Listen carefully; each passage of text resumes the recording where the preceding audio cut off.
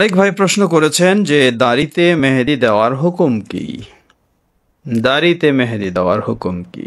আমার দাড়িতে মেহেদি আছে, এই জন্যই হয়তো প্রশ্ন আসতে পারে, অথবা প্রয়োজনে প্রশ্ন, কেন দিব মেহেদি?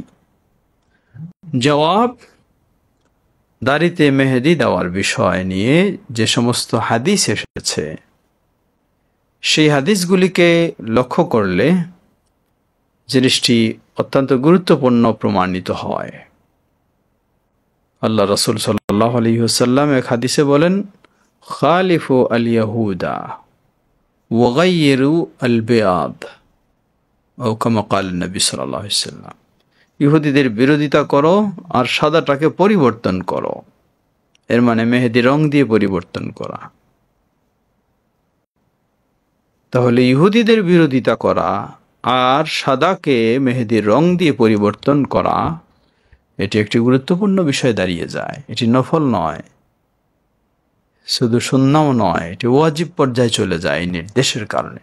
এই জন্য শেখ আলবানী রাহিমাহুল্লাহ, যতটুকু আমার মনে হয়, এই হাদিসের আলোকে তিনি এটিকে ওয়াজিব বলেছেন। ওয়াজিব মানে যদি আপনি না করেন তাহলে গুনাহগার হবেন। আমরা একটি কথা বলছি না, বলছি এক্ষেত্রে মতভেদ রয়েছে। তবে কোনো সন্দেহ নেই, উত্তম হলো সাদাকে পরিবর্তন করা। আবু বকর সিদ্দিক রাদিয়াল্লাহু আনহুর বাবা যখন শেষ বয়সে ইসলাম গ্রহণ করলেন, যার মাথার চুল এবং দাড়ি সব ধবধবে সাদা হয়েছিল, আল্লাহ রাসূল সাল্লাল্লাহু আলাইহি ওয়াসাল্লাম এর কাছে আসলে তিনি নির্দেশ দিলেন তার এই সাদা চুলগুলিকে, দাড়িগুলিকে পরিবর্তন করার, রঙিন করার।